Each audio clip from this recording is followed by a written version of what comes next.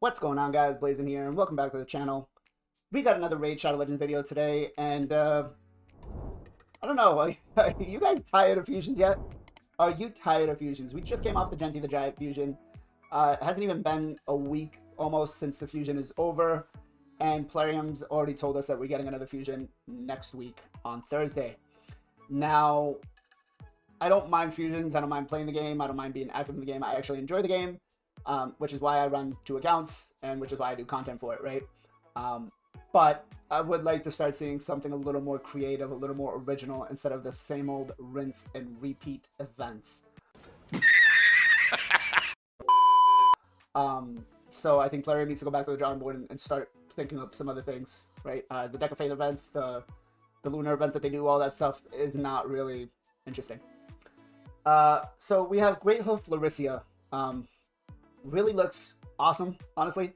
She reminds me a lot of the champion from what's the Marvel Thor, right? From the movie Thor. I don't know who the champion is, but you know who I'm talking about. Just let me know in the comments down below. Wielding 2 Mjolnirs, right? I think she just looks so awesome. But her kit, not so much. Not so much, guys.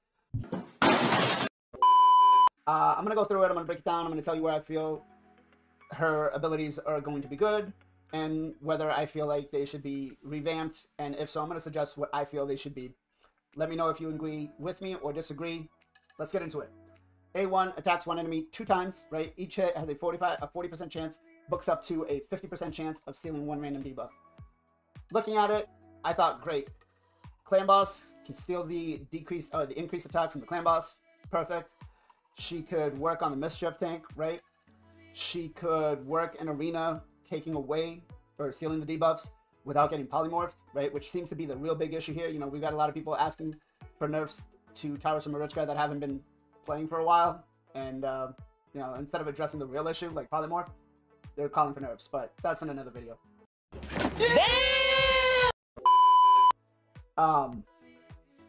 Do I like it? Yeah. What could be better is if they did maybe like a 50% chance on an AoE, so make it an AoE ability and then give it a 50% chance to remove a random buff from any opponent, right? I feel like that probably would have been better. A2 attacks all enemies, has a 75% chance of placing a 50% decrease resist. Now, looking at this, without even going to the second part of it, I'm already thinking, like, who builds resistance? Who is going to build? First of all, if someone's going to build resistance, they're going to need to build this champion with like 700 or 800 resistance to be able to land, 700 or 800 accuracy, I'm sorry. You don't lower somebody's resistance, especially in arena, because then it increases your chances of getting polymorphed. If one of your nukers, right, has a ability like a Rotos on the A1 to land a decrease defense. So automatically right there, that skill just turns me right off. And then the second part is it fills this champion's turn meter by 10% for each decreased resistance placed by this skill. I think this whole skill needs to be scrapped, taken out, not going to be used. I don't see it being used anywhere in the game currently. That said, who knows? Plarium, no one knows what their plans are for the next 3, 6, or even month, or even year, right? They're not really great at telling us in advance, or at least following their roadmaps of what they're going to do. So, what could this have been? I would have much rather seen decreased attack, increased defense, put a stun out, irresistible stun. You know, if you're going to keep it on the decreased resistance, at least make it irresistible, right? Take out the increased turn meter, right, for each debuff she lands, and just make it an automatic unresistible, like a, what's his name, Ghostborn that has the decreased defense on irresistible. That would have made this skill so much better. So much better. Wouldn't still make her great for arena. But yeah. So then we run into the A3, which looking at it, I was like, okay, cool. So far we've got a solid clan boss champion, right? She's going to provide a block debuffs for us on a 3-turn cooldown for 2 turns and a 20% increased turn meter. That's solid.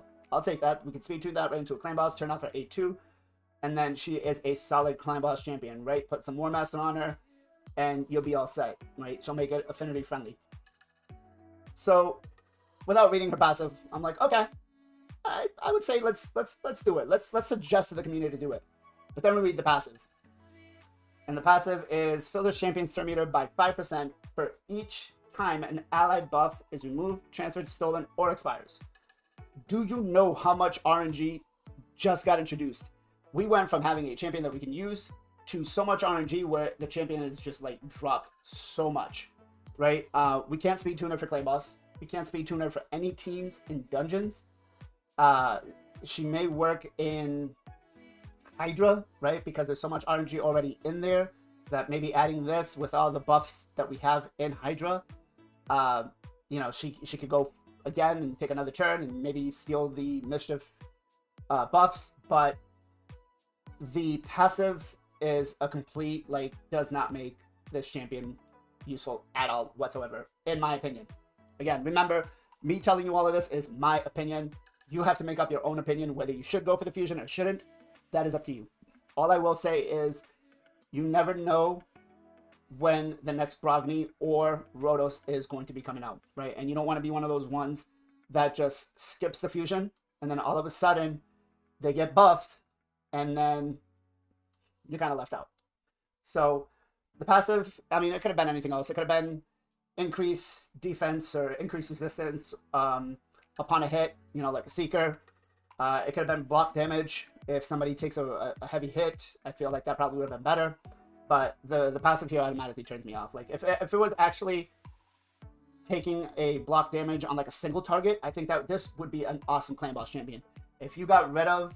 You could leave the A2 as is, right? Maybe make it unresistible, and then put the passive as block incoming damage on one champion, or put block damage on one champion who gets 50% HP, right, on like a 3-turn cooldown. I think this champion would be perfect for a clan boss team, right? You got somebody who's built in to be able to handle that stun on the clan from the clan boss. So that said, should you do this fusion? Again, I hate to say no, you shouldn't. You know, if you have other plans to do, you probably should do those. But again, you never know when this champion's going to get buffed or if they're going to get buffed. And if they get buffed, could they be the next Brogni? Could they be the next Rotos? You never know. So my suggestion to you is wait till the calendar comes out, see what it is. We are going to be landing on a 2x Void when this happens, so you will want to save your Void shards. You know, if you're not doing anything in game right now until next Thursday, start saving up your energy. Make it a little easier for yourself, right? Start leveling foods out in campaign if you can. And then sometime through the next week, I'm going to put out some guides on Artec and how you can utilize him to basically double dip and triple dip on a lot of these events, so you can be able to make this fusion or any other fusion coming up easier for you. That said, guys, much love, much appreciation. Be safe, be well, be good to each other, and I'll catch you guys on the next one.